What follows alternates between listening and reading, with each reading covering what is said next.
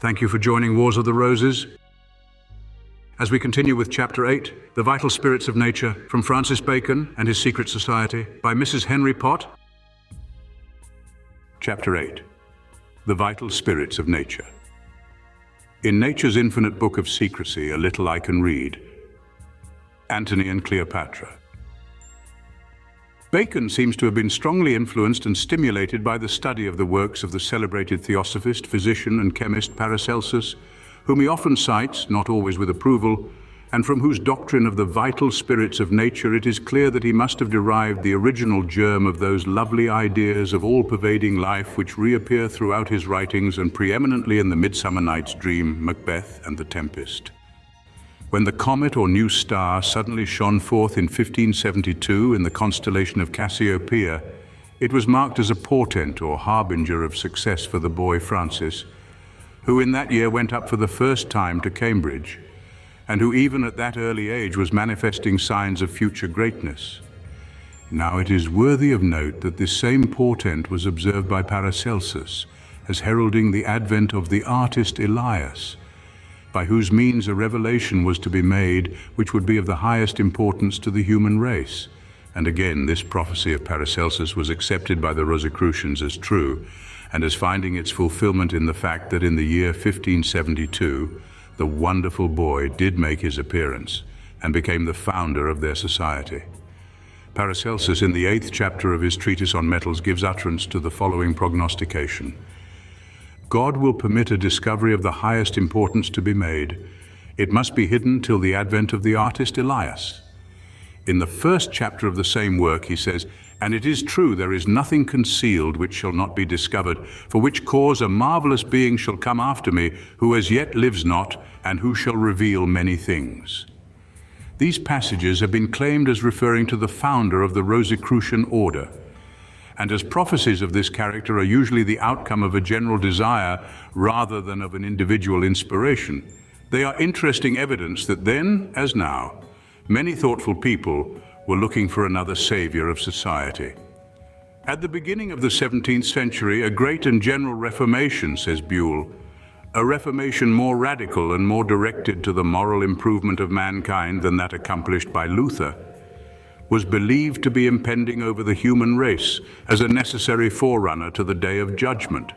The comet of 1572 was declared by Paracelsus to be the sign and harbinger of the coming revolution, and it will readily be believed that his innumerable disciples would welcome a secret society whose vast claims were founded on the philosophy of the Master, whom they also venerated as a supreme factor in the approaching Reformation. Paracelsus, however, had recorded a still more precise prediction, namely that soon after the decease of the Emperor Rudolph, there would be found 3 treasures that had never been revealed before that time. The author then claims that these are the 3 great Rosicrucian documents which were issued at the time appointed, and which he has recently published for the first time in English, under the titles of The Universal Reformation of the Whole Wide World, Fama Fraternitatis, or A Discovery of the Fraternity of the Most Laudable Order of the Rosy Cross, and The Confession of the Rosicrucian Fraternity, addressed to the learned of Europe. It is easy to picture to ourselves the effect of these prognostications of Paracelsus, joined to the fact that the wonderful star did appear at the very time when the youthful philosopher was himself sent forth to shine as a prodigy and portent. It is easy to imagine the impression produced upon a highly strung, sensitive boy by such a combination of circumstances, to which doubtless his admiring friends and tutors were not slow in drawing his attention. Years afterward, we find him making experiments, touching emission of immateriate virtues from the minds and spirits of men, either by affections, or by imaginations, or by other impressions. He speaks of the force of imagination and of the means to exalt it, and endeavors to solve this problem. Whether a man constantly and strongly believing that such a thing shall be, it doth help anything to the effecting of the thing itself. He decides that it is certain that such effects result, but that the help is for one man to work by means of another, in whom he may create belief, and not by himself, and we think it by no means improbable that in childhood his own imagination was thus wrought upon and kindled into enthusiasm concerning the work to which he was called, and which he regarded as sacred. Bacon does not, in his scientific works, often quote Paracelsus. In some points he entirely differs from him, disapproving of his doctrines and of their effects upon popular belief. He protests against the excessive freedom in the interpretation of Scripture, which either explains the divinely inspired Scriptures as human writings, or else which presupposes such perfection in Scripture that all philosophy likewise should be derived from its sources, as if all other philosophy were something profane and heathen. This distemper has principally grown up in the school of Paracelsus and some others, but the beginnings thereof came from the rabbis and Kabbalists. He shows the error of Paracelsus and his school, who, seeking a place for its three principles even in the temple of Juno, that is, the air, established three winds and for the east found no place. He reproves the intemperate extremes of these disciples of pretended natural magic who exalted fascination or the power and apprehension of the imagination to be much one with the power of miracle-working faith.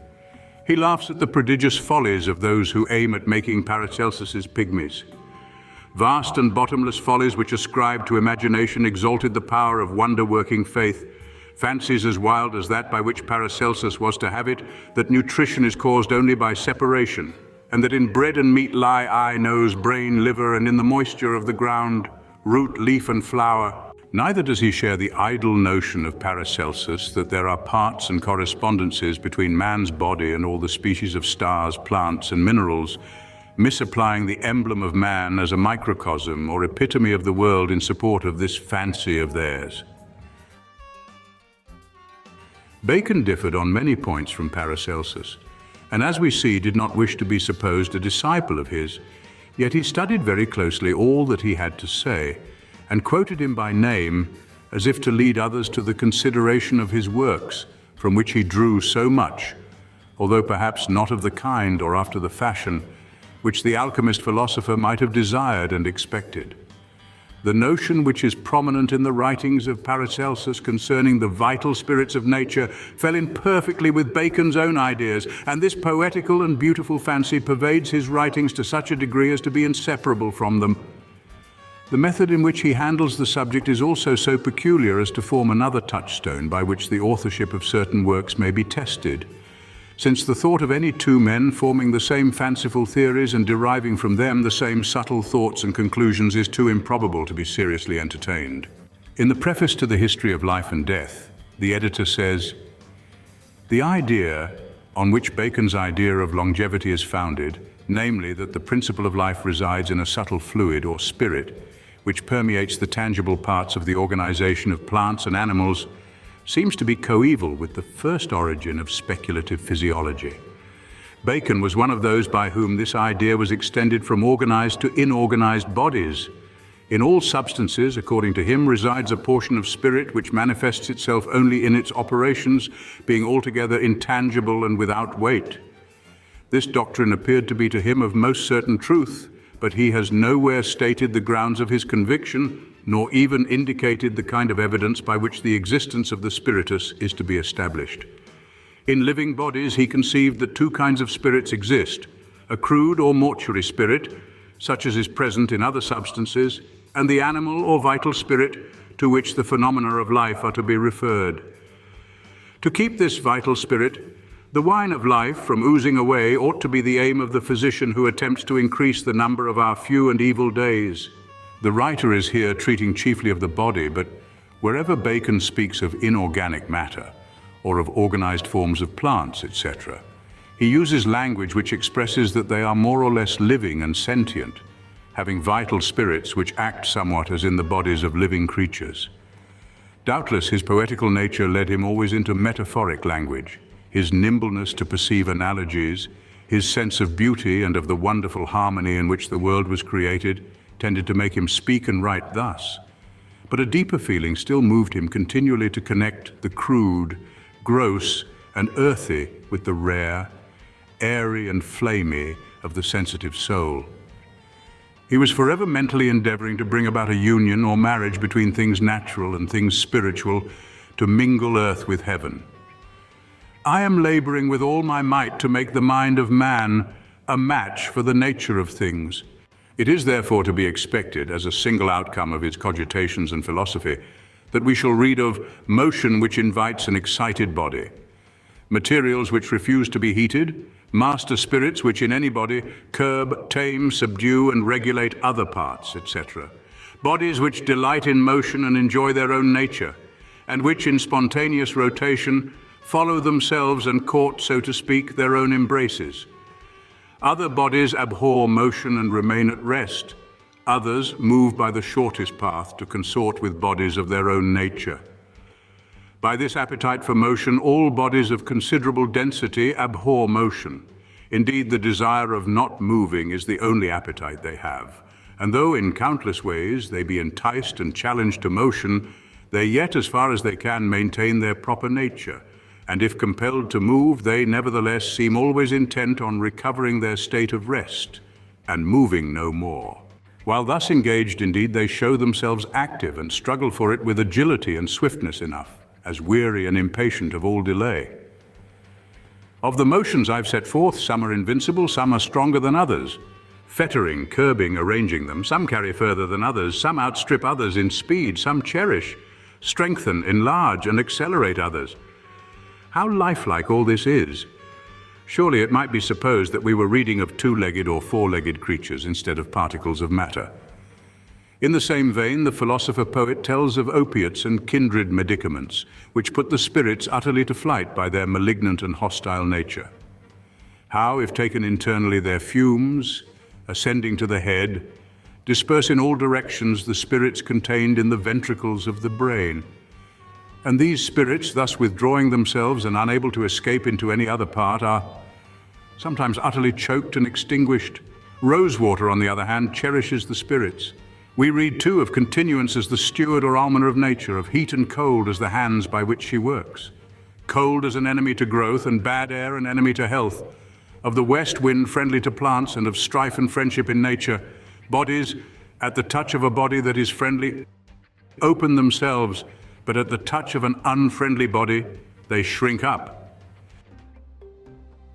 In the Anatomy of Melancholy, which, as Lee has been said, seems to be the sweepings of Bacon's notebooks on all subjects connected with the doctrine of the union of mind and body, all these ideas are reproduced and expanded. The chapter containing the passages of the digression of spirits is particularly interesting and instructive, forming as it does a connecting link between the science and the poetry of the plays. Who that reads such sentences as the following, which catch the eye as it travels hastily down those pages, but must be reminded of the scenes and lines in the Tempest, Macbeth, Lear, and the Midsummer Night's Dream, and other plays which are familiar in our mouths as household words? Fiery spirits are such as commonly work by blazing stars, fire drakes, or ignis fatui, which lead men oft in flumina aut precipitia, saith Bodine lib. 2 Theat. Naturae Fol 221. Likewise they counterfeit suns and moons, stars oftentimes, and sit on shipmasts, or which never appear, saith Cardan. But they signify some mischief or other to come unto men, though some again will have them to pretend good and victory. And they do likely come after a sea storm. Aerial spirits or devils are such as keep quarter most part in the air, cause many tempests, thunder and lightnings, tear oaks, fire steeples, houses, strike men and beasts, make it rain stones, counterfeit armies in the air, strange noises, swords, etc. They cause whirlwinds on a sudden and tempestuous storms, which, though our meteorologists generally refer to natural causes, yet I am of Bodine's mind, then are more often caused by those aerial devils, for tempestatibus se incerunt, saith Rich. Argentine, as when a desperate man makes away with himself, which by hanging or drowning they frequently do. These can corrupt the air and cause plagues, sickness, storms, shipwrecks, fires, inundations. Such devils or aerial spirits can sell winds to mariners and cause tempests. They consort with witches and serve magicians. Cardan's father had one of them, as he is not ashamed to relate, an aerial devil bound to him for 28 years. Many other instances are given of men who employed such familiar spirits, Paracelsus being supposed to have one confined to his sword pommel, others who wore them in rings. Water devils are those naiads or water nymphs conversant with waters and rivers. The water, as Paracelsus thinks, is their chaos wherein they live. Some call them fairies, and say that Habundia is their queen. These cause inundations, many times shipwrecks, and deceive men divers ways, as succuba or otherwise, appearing most part, saith Tritemius, in women is shape. Paracelsus hath several stories of them that have lived and been married to mortal men, and so continued for certain years with them, and after upon some dislike have forsaken them. Such a one as Egaria, Diana, Ceres, etc. Olaus Magnus hath a narration of a king of Sweden that, having lost his company one day as he was hunting, met with these water nymphs or fairies and was feasted by them. And Hector Boethus tells of Macbeth and Banquo, two Scottish lords that, as they were wandering in the woods, had their fortunes told them by three strange women.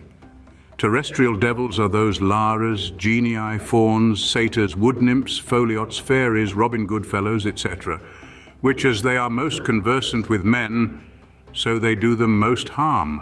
Some think it was they alone that kept the heathen people in awe of old, and had so many idols and temples erected to them.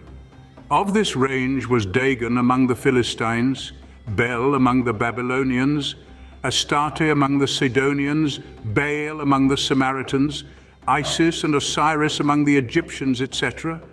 Some put our fairies into this rank, which have been in former times adored with much superstition, with sweeping their houses and setting of a pail of clear water, good victuals and the like, and then they should not be pinched, but find money in their shoes and be fortunate in their enterprises. These are they that dance on heaths and greens, as Lavater thinks with Tritenius, and as Olaus Magnus adds, leaving that green circle which we commonly find in plain fields, which others hold to proceed from a meteor falling or some accidental rankness of the ground, so nature sports herself. Paracelsus reckons up many places in Germany where they do usually walk in little coats, some 2 feet long. A bigger kind of them is called with us hobgoblins and Robin Goodfellows, that would in those superstitious times grind corn for a mess of milk, cut wood, or do any manner of drudgery work. Cardan holds they will make strange noises in the night, howl sometimes pitifully, and then laugh again, cause great flame and sudden lights, fling stones, rattle chains, shave men, open doors and shut them, fling down platters, stools, chests, sometimes appear in likeness of hares, crows, black dogs, etc., of which read Pitt, Thyreus the Jesuit, in his tract De Locis Infestis 1:4, who will have them to be devils, or the souls of damned men that seek revenge, or else souls out of purgatory that seek ease.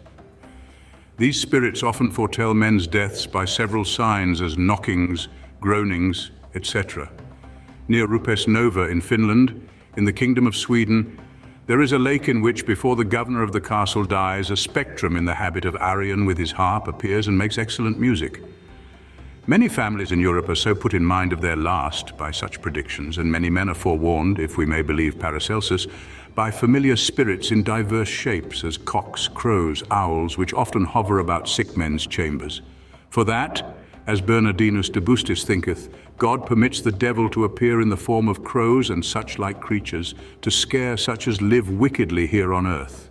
Farther on, when discoursing of idleness as a cause of melancholy, the anatomist describes the men who allow themselves to become a prey to vain and fantastical contemplation, as unable to go about their necessary business or to stave off and extricate themselves, but as ever musing, melancholisiug, and carried along as he that is led round about a heath with Puck in the night, they run earnestly on in this labyrinth of anxious and solicitous meditation. Such notes and studies as these appear most conspicuously in the Shakespeare and other plays of Bacon. It is hard to believe that he could have created the fairy world of the Midsummer Night's Dream without some such preparation as is recorded in the scientific notes. Let us give a few minutes' consideration to this play, with the view of showing how dry facts, business-like notes, and commonplace observation were distilled into poetry in that wonderful mind of which John Beaumont said that it was able to lend a charm to the greatest as well as to the meanest of matters. To begin with Puck's well-known speech, Oberon desires him to fetch a certain herb and to return ere Leviathan can swim a league. Puck answers, "I'll put a girdle round about the earth in 40 minutes. Bacon, in studying the winds, made many inquiries as to the parts of the globe in which the winds chiefly occur, and where they blow with the greatest swiftness. He finds this to be the case at the tropics. In Peru and diverse parts of the West Indies, though under the line the heats are not so intolerable as they are in Barbary and the skirts of the torrid zone. The causes are, first, the great breezes which the motion of the air in great circles, such as are under the girdle of the earth, produceth. Puck, then, is the ministering wind, Oberon's familiar or aerial spirit, who will, at his bidding, sweep round the girdle of the earth, where, according to Bacon's observations, winds travel with the greatest speed. Puck is one of the free winds which range over a wide space. We know this because he calls himself a merry wanderer of the night. And the free winds, Bacon tells us, last generally for 24 hours. It is the smaller and lighter winds which generally rise in the morning and fall at sunset. The first scene in which the fairies enter suggests the airiness of the elves, the rare and wind-like nature which Bacon says resembles fame, for the winds penetrate and bluster everywhere. The fairies here seem to be the free winds blowing from every quarter, and the first speaker an attendant wind, whose duty it is to collect clouds, and which are, according to the history, of a moist nature. Puck, how now, spirit, whither wander you? I, over hill, over dale, thorough bush, thorough briar, over park, over pale, thorough flood, thorough fire, I do wander everywhere, swifter than the moon's sphere, and I serve the fairy queen to dew her orbs upon the green. The cowslips tall her pensioners be, in their gold coat spots you see, those be rubies, fairy favors, in those freckles live their savors. I must go seek some dewdrops here, and hang a pearl in every cowslip's ear. There is something infinitely pleasurable in tracing in the speeches of the fairies, which follow all the details as to their nature, avocations, and abode, of the spirits of fire, air, earth, and water, which are here so exquisitely presented to us. The fairies who meet in groves and green, by fountain clear or spangled starlight sheen.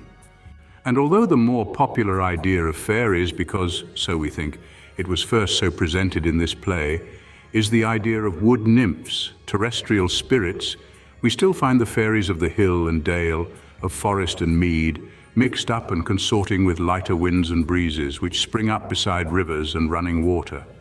Titania upbraids Oberon because never since the midsummer's spring met we on hill, in dale, forest, or mead, by paved fountain or by rushy brook, or on the beached margent of the sea, to dance our ringlets to the whistling wind, but with thy brawls thou hast disturbed our sport. In a speech of nearly 40 lines, she continues to pour out a string of Baconian observations on the contagious effects of fogs, sucked up from the sea by the revengeful winds, of the rotting produced by warm, damp winds, which Bacon adds are usually from the south or southwest, of the rheumatic disorders and changes of season and consequent distemperatures resulting from inundations, which have drowned the fields and filled the Nine Men's Morris with the unwholesome mud which Bacon's soul abhorred. The influence of the moon is also noted here, as in the scientific notes. The moon, the governess of floods, palo in her anger, washes all the air, and the effect which she produces of raising the tides and so of causing inundations and destruction of vegetation is as clearly marked as in the notes on the ebb and flow of the sea or in the silver silverum. The periodical winds, says Bacon, do not blow at night but get up the third hour after sunrise. All free winds, likewise, blow oftener and more violently in the morning and evening than at noon and night. So when midnight approaches, Oberon and his train retire, following darkness like a dream, but with commands to meet me all by break of day. In the last scene of this charmingly spiritual piece, Puck again declares himself the true child of Bacon's imagination. In describing the frolics of the fairies, perhaps the frivolous winds, which he describes as performing dances, of which it would be pleasing to know the order, Puck speaks of sprites who are let forth to glide about. Fairies that do run by the triple Hecate's team from the presence of the sun. For, Bacon says, the winds cease at noon. Of himself, Puck says, I am sent with broom before to sweep the dust behind the door. For as we again read in the history of winds, to the earth, which is the seat and habitation of men, the winds serve for brooms, sweeping and cleansing both it and the air itself. The poet then, according to these observations, derived his lovely conceptions of the fairies in the first instance from his careful but suggestive notes on the zephyrs and breezes, of whom he makes Puck chief or swiftest. To many other airy nothings he gives neither a local habitation nor a name. Yet we feel sure that they are the vital spirits of nature, water nymphs conversant with waters and rivers, such as Oberon has employed to cause inundations. Or they are terrestrial spirits like the hobgoblins and Robin Goodfellows of the anatomy, and who do the same domestic drudgery and play the same pranks that are there described in similar detail, bringing, in spite of their fun and mischief, good luck to the houses which they frequent. Either I mistake your shape and making quite, or else you are that shrewd and knavish sprite called Robin Goodfellow. Are not you he that frights the maidens of the villagery, skim milk and sometimes labour in the quern, and bootless make the breathless housewife churn, and sometimes make the drink to bear no balm, mislead night wanderers, laughing at their harm? Those that hobgoblin call you, and sweet Puck, you do their work, and they shall have good luck. Are not you he? Pack, thou speak'st aright. I am that merry wanderer of the night. I jest to Oberon and make him smile, when I a fat and bean-fed horse beguile, neighing in likeness of a filly foal, and sometime lurk I in a gossip's bowl, in very likeness of a roasted crab, and when she drinks against her lips I bob, and on her withered dewlap pour the ale. The wisest aunt telling the saddest tale, sometime for 3-foot stool mistaketh me, then slip I from her, then down topples she, and Taylor cries and falls into a cough. And then the whole choir hold their hips and laugh, and waxen in their mirth and knees and swear, a merrier hour was never wasted there. Sir Fulk Greville would say merrily of himself that he was like Robin Goodfellow, for when the maids spilt the milk pans or kept any racket, they would lay it on Robin. So what tales the ladies about the Queen told her, or other bad offices they had, they would put it upon him. There are 4 fairies besides Puck, who, somewhat less ethereal than the rest, specially connect themselves with the studies of the natural philosopher and appear to be the very coinage of his brain. In recalling the flowers which perfume the air most delightfully in gardens, when crushed or trodden upon, Bacon begins with bean flowers, but checks himself by saying that they are not for gardens because they are field flowers. Elsewhere he says that the daintiest smells of flowers are those plants whose leaves smell not as the bean flower. He suggests the setting of whole alleys of burnet, wild thyme, and mint to have pleasure when you walk and tread. And in another place he says that odors are very good to comfort the heart, and the smell of leaves falling and of bean blossoms supplies a good coolness to the spirits. Thus, whilst commending the sweetness of a bank whereon the wild thyme grows, bean flowers are, in his estimation, sweeter still. And in the fairy peas blossom of the play, we seem to recognize the bean flower, sweetest of perfumes amongst field flowers, and whose mission is to supply a cooling and comforting odor to the bank whereon the fairy queen will repose. Mustard seed is a brisk ministering spirit of the fairy court, for mustard, says Bacon, has in it a quick spirit ready to get up and spread. Where's Monsieur Mustard seed? Ready? What's your will?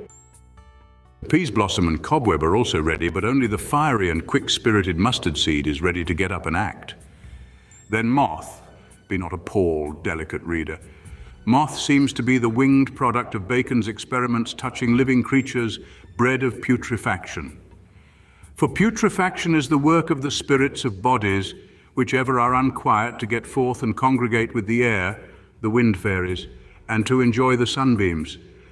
Titania is the sunbeam, the vivifying and all-cheering spirit of living things. Her name proclaims her nature. We are told moths and butterflies quicken with heat and revive easily even when they seem dead, being brought near the sun. What then can be more fitting than that the soft ephemeral white moth should be found hovering or flitting about where Titania the sunbeam is? Cobweb or gossamer is another almost immaterial creature, bred by dew and sun all over the ground. Cobwebs are most seen where caterpillars abound, which breedeth by dew and leaves. They are a sign of dryness, and come when the dry east winds have most blown. The ideas which spring from these details and which are woven into the dream are as subtle as the gossamer itself and almost as difficult to handle without destroying their beauty. By means of the clues offered by the simple names of the attendants upon Titania, we may, if we will, follow panting the nimble bounds of the poet's fancy to bend and twirl and light in unexpected places, while he leads us a dance through the sciences, that labyrinth whose paths are so subtle, intricate, and crossing each other that they are only to be understood and traced by the clue of experience, We conjure up perhaps faintly the dream which he was dreaming of universal nature, the Oberon of the play, of the nature upon which the zephyrs and soft winds wait, hasting to assist the operations of the sunbeam, the life-giver. When the east winds have dried the banks, cobweb overspreads them with his delicate covering to receive the fairy queen, and as she sleeps, her spirits cooled, and her heart comforted by the perfumes which peas blossom scatters, moth fans her with his noiseless wings, and mustard seed stands ready to spring up to obey her best or know what is her will. Those fairies were the children of an idle brain, considering whose brain it was. Troubles which were but as a summer cloud in comparison to the storms which broke over his later life had lately passed away when that rare vision was dreamed. The pert and nimble spirit of mirth was again wide awake. Francis Bacon's pretty device, the Masque of the Indian Boy, had lately been performed before the Queen. His mind was full of thoughts such as pervade that little courtly piece when, in the glades and river scenes of Twickenham, the poet, as we believe, on some hot summer's night, wrote his fairy story. Things had changed when he set his pen to write Macbeth. There's nothing either good or ill, but thinking makes it so. The world and its joys had grown dark to Francis Bacon, and the very elements, the powers of nature, turned wild and gloomy in the distracted globe of his great mind. The winds are no longer frivolous, dancing, piping and whistling to each other, gambling with golden locks, playing with the sedges. They are now the powerful and portentous ministers of fate as well as of nature. Their realm is full of hurly-burly, fog and filthy air. Their nature, still spiritual, is no longer fairy-like, but witch-like and demoniacal. The beneficent merry spirits have been transformed into the evil geniuses and hell-hags, whose mission is to confound unity, to lead men on to their destruction, to tumble all nature together, even till destruction sickens. The witches of Macbeth have about them some points which distinguish them from all other beings of the kind with whom literature acquaints us. They seem to have been created in the poet's brain by a subtle blending or fusion of his lawyer's experience in trials for witchcraft, of witches inhabitants of earth, with his scientific and metaphysical investigations and conceits as to the properties and versions of air, breath and water, of the transmissions of spiritual species, of the operations of sympathy in things which have been contiguous.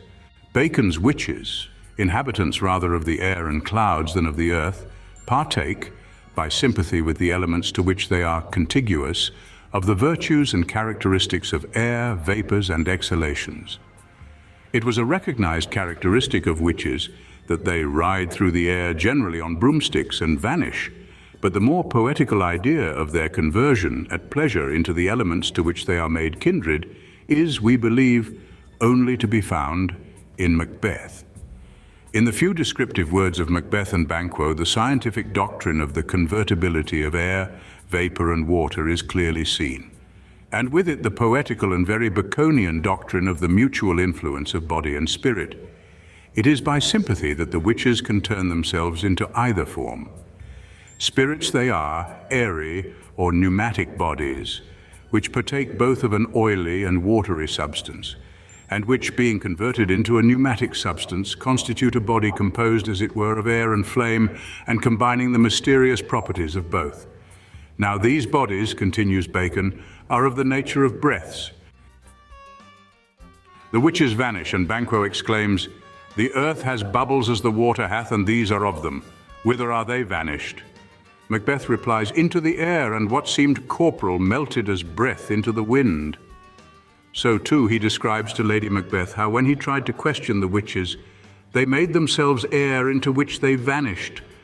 There is in this line something singularly weird, supernatural, and poetic, drawn as it surely is, and as Bacon tells us that all great sayings are drawn from the very center of the sciences. The witches, in the first act, appear to be incarnations of air, in violent agitation or motion, strong winds accompanied by thunder and lightning, such as Bacon describes. In the third scene, two witches, spirits of air, offer to help Hecate by the gift of a wind. They are more generous than the aerial spirits mentioned in the Anatomy, who sell winds, and Hecate acknowledges their merit. "Thou art kind," she says, for she is busy raising Tempest after the manner described by Bacon, and an extra wind or so is not unacceptable. In the same scene, the weird sisters describe themselves as posters of the sea and land. Just as in the history of winds, Bacon speaks of clouds that drive fast, winds traders in vapors, winds that are itinerant. It may be remembered that the aerial spirits were specially described in the anatomy as causing tempests in which they tear oaks, fire steeples, cause sickness, shipwrecks and inundations. A similar description is given in the history of winds and of the management of ships. Winds are like great waves of the air. They may blow down trees, they may likewise overturn edifices, but the more solid structures they cannot destroy unless accompanied by earthquakes. Sometimes they hurl down avalanches from the mountains so as almost to bury the plains beneath them. Sometimes they cause great inundations of water. See how all these points are reproduced by Macbeth when he conjures the witches. Macbeth, I conjure you by that which you profess, howe'er you come to know it. Answer me, though you untie the winds and let them fight against the churches, though the yesty waves confound and swallow navigation up, though bladed corn be lodged and trees blown down, though castles topple on their warders' heads, though palaces and pyramids do slope their heads to their foundations, though the treasure of nature's germans tumble all together, even till destruction sicken, answer me to what I ask you. The meetings of the witches in every case derive their picturesqueness and colour from Bacon's notes on the meetings of the winds together, which, if the winds be strong, produce violent whirlwinds. And it is interesting to find that the hint for the sound of battle in the air, and which is introduced as a portent in Julius Caesar, the noise of battle hurtled in the air, and which, by the way, is also included in the notes of the anatomist, counterfeit armies in the air, strange noises, swords, etc., was originally taken from the poet Virgil, from whom indeed the idea of the meeting of the four witches, as of the rushing together of the four winds, may have been taken. Virgil was by no means ignorant of natural philosophy. At once the winds rush forth, the east and southwest laden with storms. And again, I have seen all the battles of the winds meet together in the air. In the Tempest, much of the fun and sprightliness of the Midsummer Night's Dream peeps out again, and the gross matter of prosaic scientific notes is again vaporized into ideas as light as the airs of the enchanted isle of which the poet-philosopher wrote. Inquire, says the history, into the nature of the winds, whether some are not free. What do mountains contribute to them? Prospero says to Ariel, "Thou shalt be free as mountain winds." The poets, continues the history, have feigned that the kingdom of Saul was situated in subterranean dens and caverns, where the winds are imprisoned and whence they were occasionally let loose. The air will submit to some compression. At Aber Barry there is a rocky cliff filled with holes, to which if a man apply his ear, he will hear sounds and murmurs. In Potosi are vents for hot blasts. Prospero reminds Ariel of his miserable condition as an imprisoned bird under the control of the witch Sycorax, and of how he had to submit to painful compression, venting his groans for 12 years. He threatens farther punishment if Ariel continues to murmur, "And for thou wast a spirit too delicate to act her earthy and abhorred commands, refusing her grand hests. She did confine thee by help of her more potent ministers, and in her most immitigable rage into a cloven pine, within which rift imprisoned thou didst painfully remain 12 years, within which space she died and left thee there, where thou didst vent thy groans as fast as mill wheels strike. Thou best knowest what torment I did find thee in. Thy groans did make wolves howl and penetrate the breasts of ever angry bears. It was a torment to lay upon the damned which Sycorax could not again undo. It was mine art, when I arrived and heard thee, that made gape the pine and let thee out. Ari, I thank thee, master. Pa, if thou more murmurst, I will rend an oak and peg thee in his knotty entrails till thou hast howled away 12 winters." Sooner than undergo any further compression, Ariel asks pardon and promises to do his spiriting gently. Prospero then commands him to make a version of himself from air into water, a converse process to that performed by the witches. "Go, make thyself a nymph of the sea." No wonder, Bacon reflects, that the nature of the winds is ranked amongst the things mysterious and concealed, when the power and nature of the air which the winds attend and serve is entirely unknown. Inquire into the nature of the attendant winds, their community, etc. This mysterious and concealed characteristic of the winds is hinted when Ariel disguises himself and appears as a harpy. I and my fellows, he says, are ministers of fate, incapable of injury, invulnerable. The winds have a power of conveying spiritual species, that is, sounds, radiations, and the like. These Bacon would have inquired into. The excited imagination and uneasy conscience of Alonso make him nervously impressionable and able to recognize these spiritual sounds. Alon. Oh, it is monstrous, monstrous, methought the billows spoke and told me of it. The winds did sing it to me, and the thunder, that deep and dreadful organ pipe, pronounced the name of Prosper. It did base my trespass. A passage which, in gloomier and more tragic language, is echoed in Macbeth. And pity, like a naked newborn babe striding the blast, or heaven's cherubim, horsed upon the sightless couriers of the air, shall blow the horrid deed in every eye, that tears shall drown the wind. The notes on the tremendous force of the winds are once more distilled into verse in the Tempest, where also the gentler winds are described, driving on the tides and currents, sometimes propelling and sometimes flying from one another.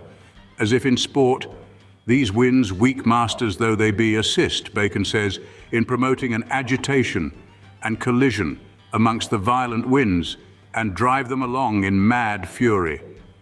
In other words, the tempest, raised by the attendant and ministering winds, is combined with an earthquake over which the winds have no control, but which the magician has caused by his art. See the lovely creation from these elements. Prosers ye elves of hills, brooks, standing lakes and groves, and ye that on the printless foot do chase the ebbing Neptune, and do fly him when he comes back, you demi-puppets that by moonshine do the green sour ringlets make, whereof the yew not bites, and you whose pastime is to make midnight mushrooms that rejoice to hear the solemn curfew, by whose aid, weak masters though ye be, I have bedimmed the noontide Sioux, called forth the mutinous winds, awed twixt the green sea and the azured vault, set roaring war, to the dread rattling thunder have I given fire, and rifted Jove's stout oak with his own bolt. The strong-based promontory have I made shake, and by the spurs plucked up the pine and cedar. Graves at my command have waked their sleepers, oped and let 'em forth by my so potent art. These lines give us hints of Bacon's curious experiments touching the rudiments of plants, of excrescences, etc.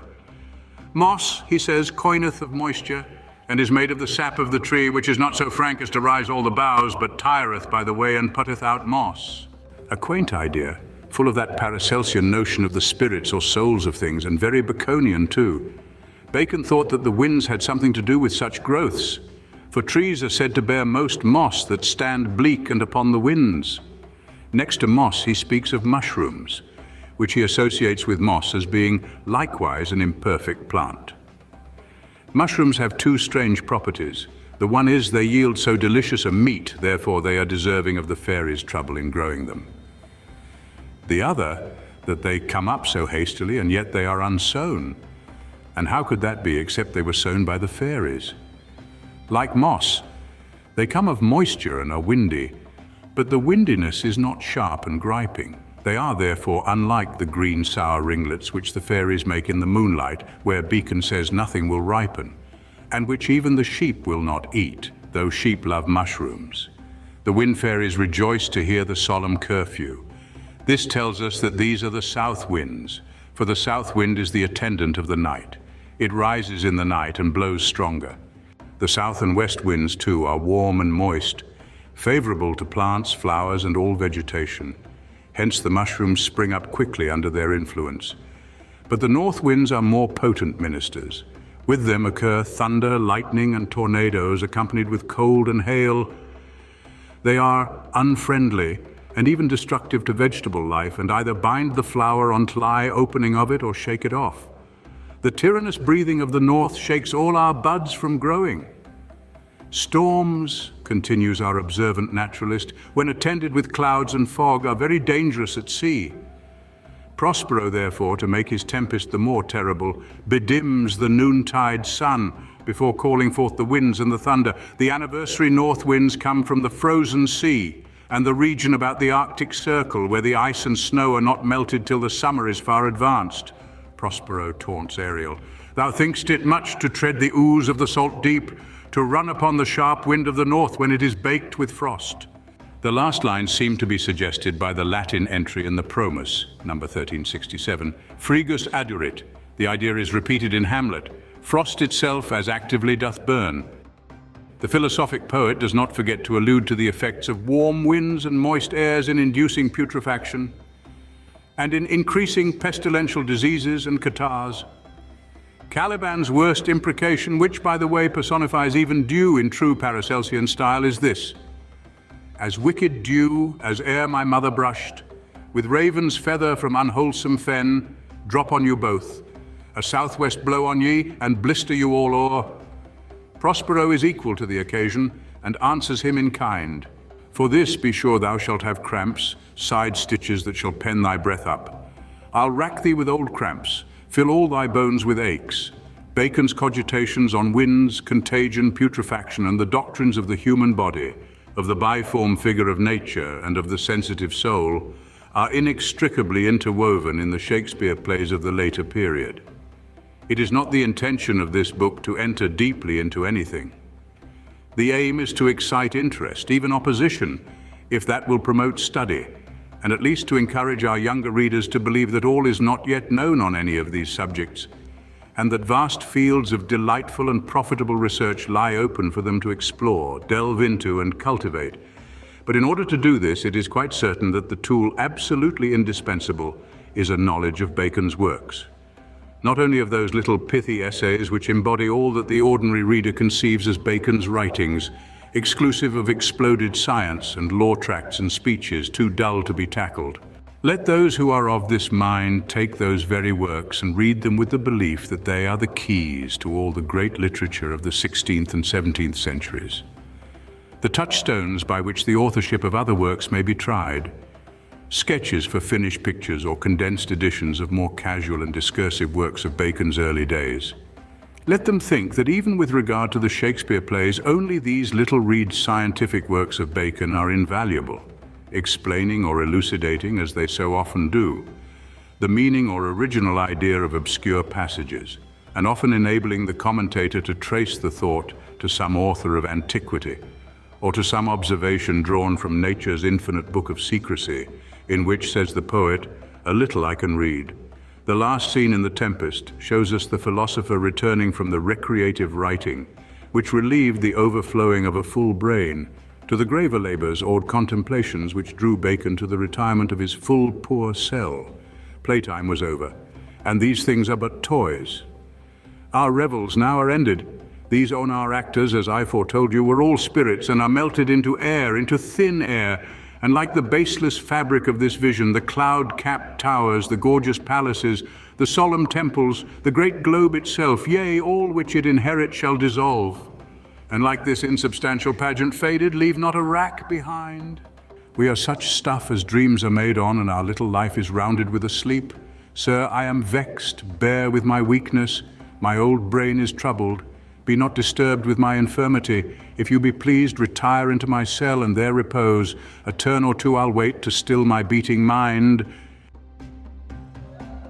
Thank you for watching, and please don't forget to share, like, subscribe, and comment. And if you can, please consider donating to Wars of the Roses. Links to PayPal and Patreon are in the description.